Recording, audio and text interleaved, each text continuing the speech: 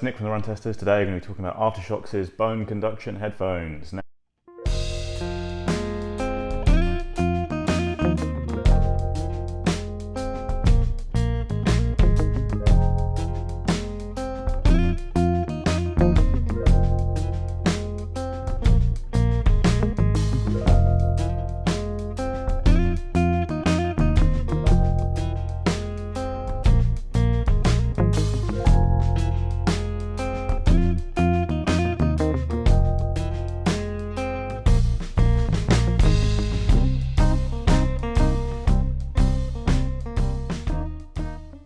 Now, you've probably seen these around if you're a very keen runner. They're increasingly popular, and that's all down to this open ear design, where this pad just sits on your cheekbone, and the bone conduction technology means that the music kind of is delivered via your bones to your brain rather than you just sticking a headphone in your ear.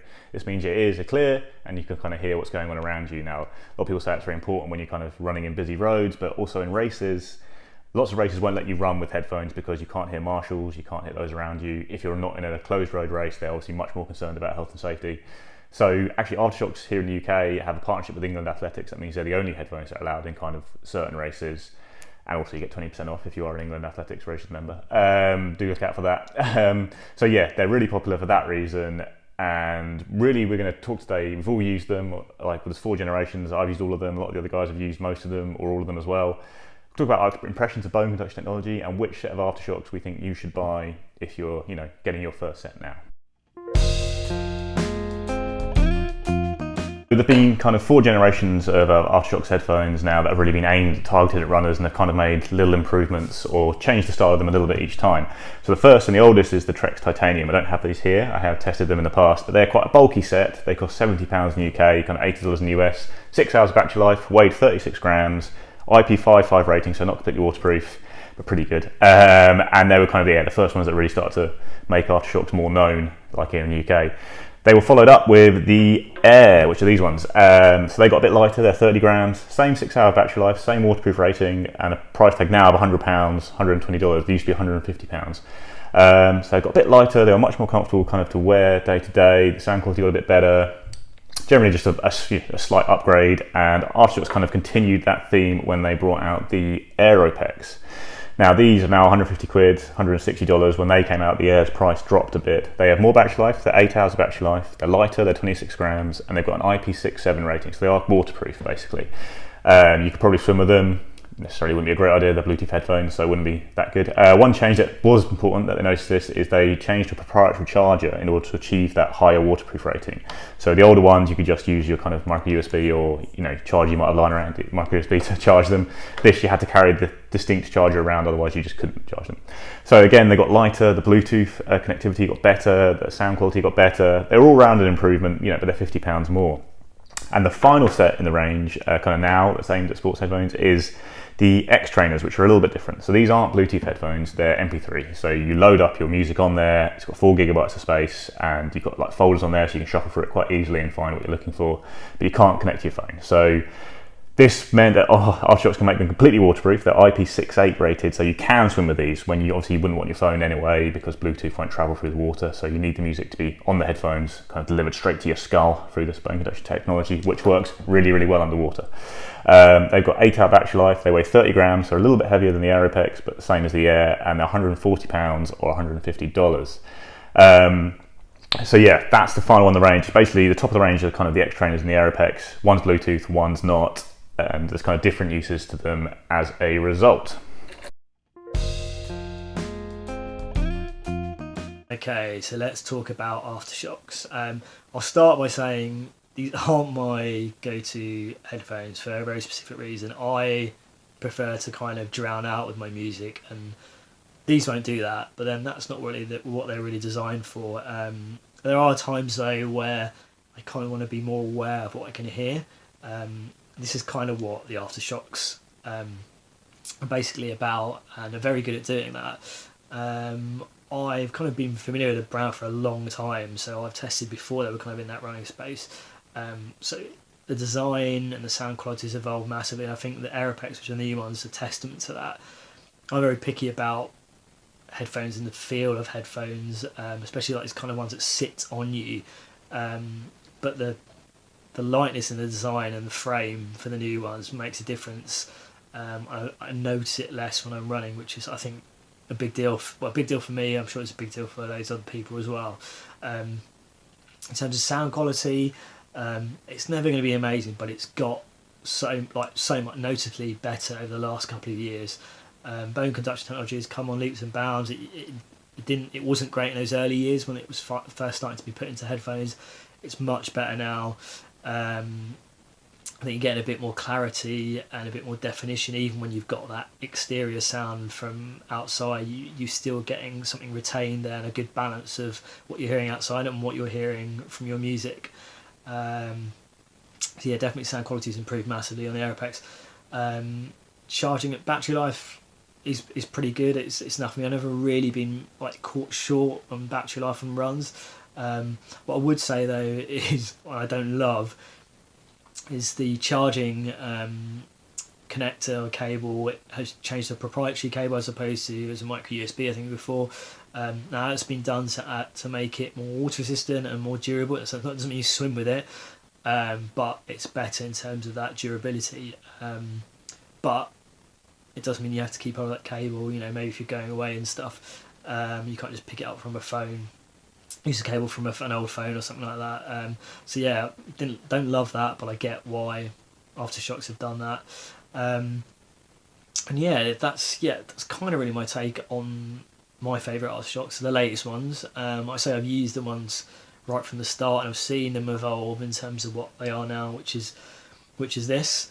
And yeah, it pretty much dominates the space for running and for people who want that mix of their own audio and for hearing, you know, the world around them.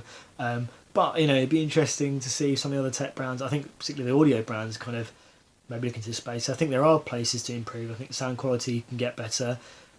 Question the durability sometimes in AfterShokz. I've had ones just kind of stop working in races, or just stop working generally, and I've gone to charge them. So I haven't had any problems with the Aeropex yet. But I definitely think, yeah, durability is an interesting thing. I imagine there are other brands that might be able to do something a bit better on that side, or, you know, add a bit more protection.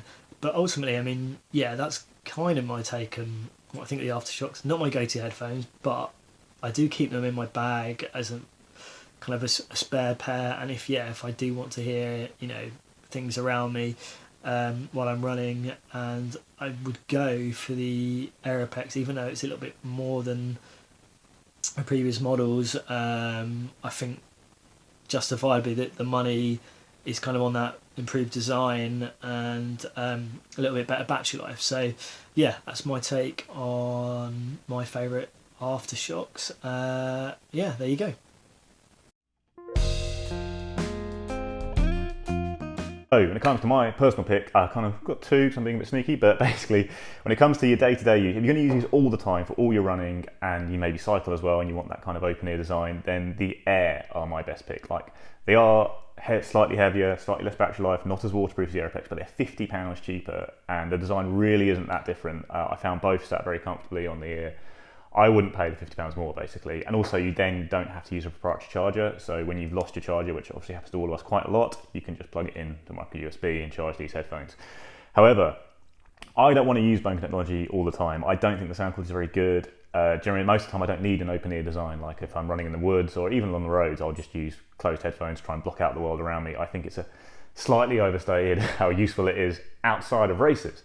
In races, if you do want to wear headphones and most other headphones are banned, X-trainers are the best for me, because you don't have to take your phone, which I wouldn't do in a race. You know, if I'm running hard, I don't want these phones these days. You know, they're huge. They take up your whole running belt. There's no room for gels. So I want the MP3 style, and these are great. 4 gigabytes of space. I used them at the Loch Ness Marathon last year. Just, you know, they fit under a headband comfortably, and you can load your music up on there, control it very easily using the buttons like shuffle between folders. And I wouldn't want to put music on them every single time for like a day-to-day running, but because I'm not using them for day-to-day, just races, it's okay. You know, if you pick out your race playlist, your race podcasts, every now and again, it's different to, you know, having to load up headphones every single time, in which case the Air would be more convenient. So for me, I think the X-Trainers are the best bet. They've got 8 hours of battery life. They've got that MP3 thing. They're fully waterproof. I just think they're the most useful for what I would use AfterShokz for, which is for basically races when I can't use other headphones. So, like Mike, I have been testing AfterShokz basically since they arrived on the scene, since bone conduction was kind of strange technology. And over that time, I've had a mixed bag of experience actually with AfterShokz headphones. There are some things that I really like about them. There are some things that I found not so great. I fully appreciate that, in certain conditions, these are the only race approved headphones that you can use in a lot of races in the UK. So it eliminates immediately other headphones, and these have a place for that moment in a race where you can hear what's going on around you. You can be polite to other runners. You have a little bit more sense of occasion. If you're running past all the music that plays on a marathon, for example, it's great to be able to participate in that and not just be locked away in your own little world with your own music. Having said that, I personally, and this is just my take, prefer to have headphones with far fuller, richer, deeper, louder sound. I need the sound to be sort of more all-encompassing than you get from the AfterShokz.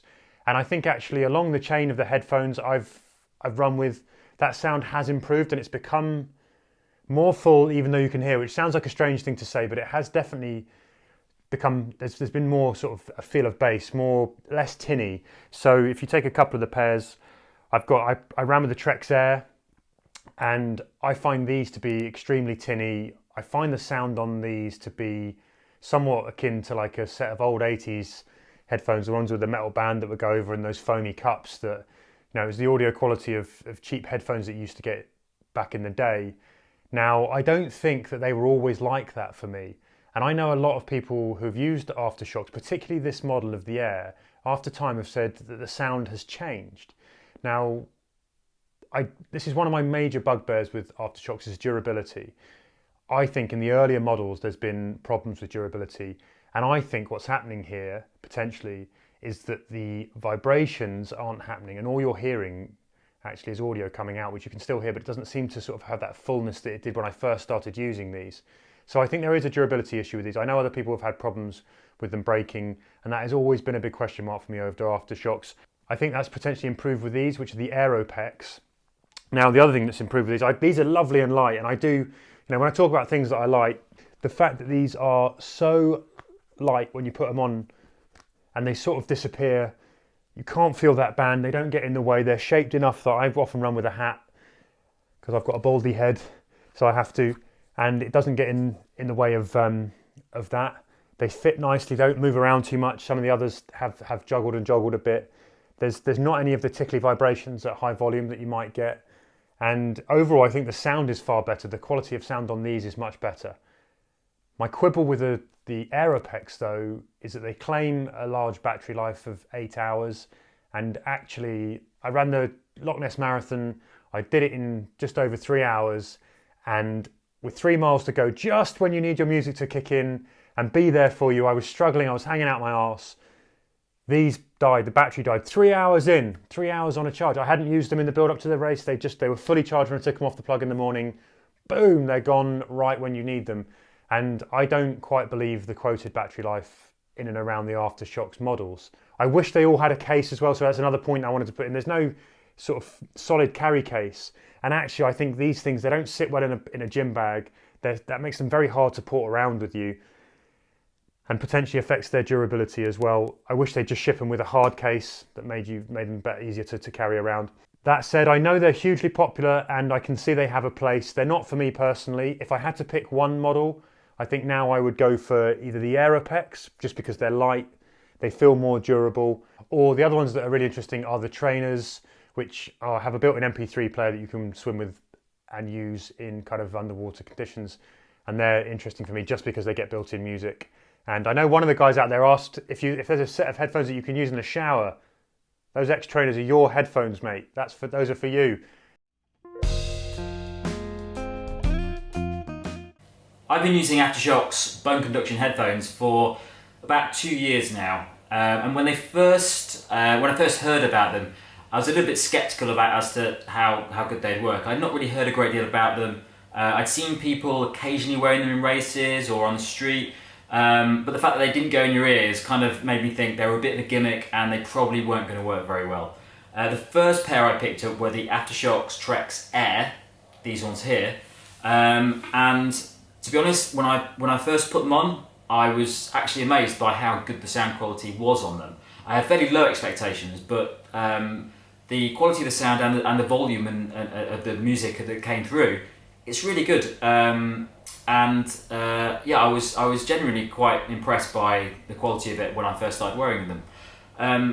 They're never going to compete with noise reduction headphones or headphones that give you complete immersion in the music, because obviously you can hear the external sound around them. But to compare those with the noise isolation headphones it's not really the aim of these headphones. They're designed to give you a full experience of hearing everything around you, as well as delivering sound through your bones and through into your ears, and that it does incredibly well.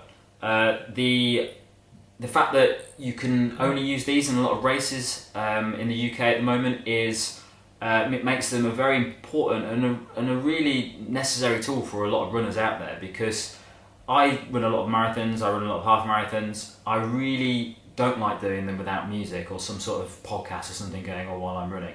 I really struggle. I've done a couple of marathons before without any music. I noticeably didn't enjoy them anywhere near as much as when I do have music. So having access to these and being allowed to use them in races is by far the biggest plus point that you'll get. The other features as well that I really like about these is, one, they are really light. In fact, the new Aeropex are phenomenally light piece of kit to wear on your head, and they you barely notice them when they're on.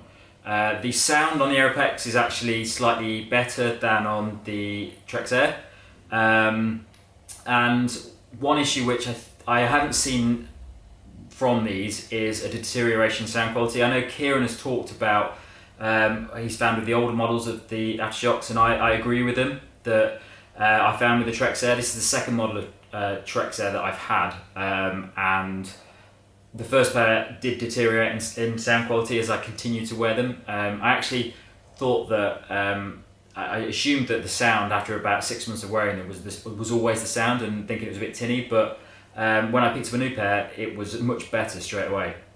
The sound quality in the AfterShokz Aeropex is significantly better than these, so it's a really nice sound that you get from these. As I say, it's never going to be as good as noise isolation headphones, but it's still quite impressive for the fact that it's not getting in your ears.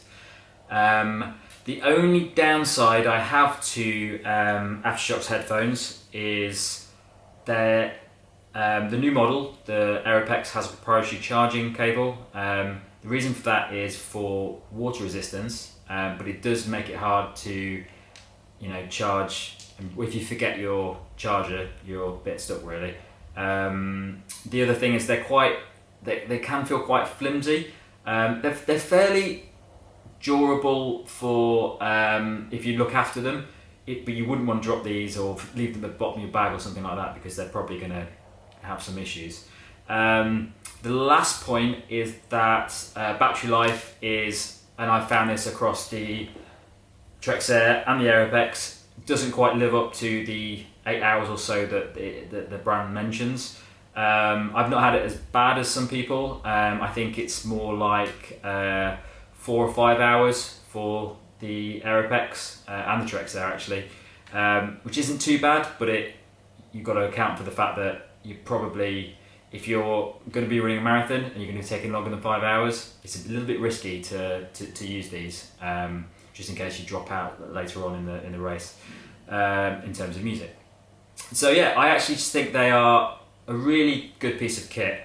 They're not something you should compare with normal headphones or in-ear earphones, because they're not doing that they're not serving that same purpose. However, if you are a runner who loves great sound, complete immersion in the music, you like great bass quality and even equalizers and things like that, these aren't going to deliver that for you.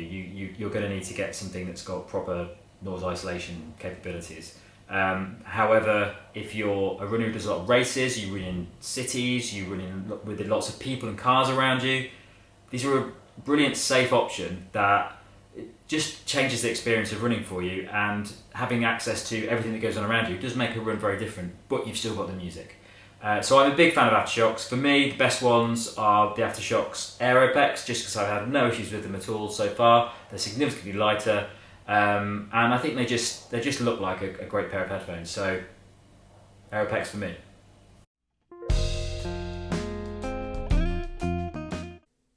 So when it comes to bone conduction, actually AfterShokz is by far the biggest name. It's the one that most people will recognise for this kind of headphone technology. But there are other options out there.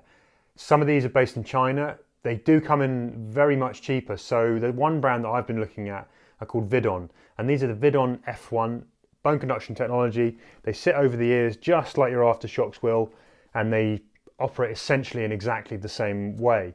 Now, these ones come in at just short of £40, so that is significantly cheaper than most of the AfterShokz models. I've only had them a short while. I can't really comment on the durability. They do have a higher IP rating than some of the cheaper AfterShokz models. They feel a little bit more rigid, and I think the comfort isn't anywhere near what you'll get from something like the Aeropex. But actually, in terms of sound quality, these are quite good. They are quite loud, I guess if you want to call it that. The controls are quite simple to use. They can be a little bit tickly when you get to a sort of the higher volume levels, but actually the controls are nice and easy. These are about 38 grams, so they're heavier than most of the AfterShokz models, but there are lighter models. There's an F3 that's coming out, which I've not seen in person, so I can't really comment on how good it is. But interesting. I mean, if you're looking for a budget option for bone conduction and you're willing to sort of take a bit of a punt on whether or not these will last you a year or 4 months, who knows how long they'll last until we've tested them, we can't really say. But $39.95, potential option and a potential alternative to the AfterShokz, worth maybe a look.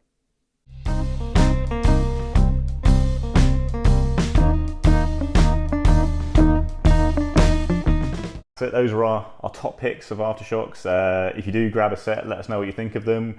Let us know if you have any durability issues, or like trying to keep an eye on that, and like let us know, how you got on with them, whether you use them for racing and all that.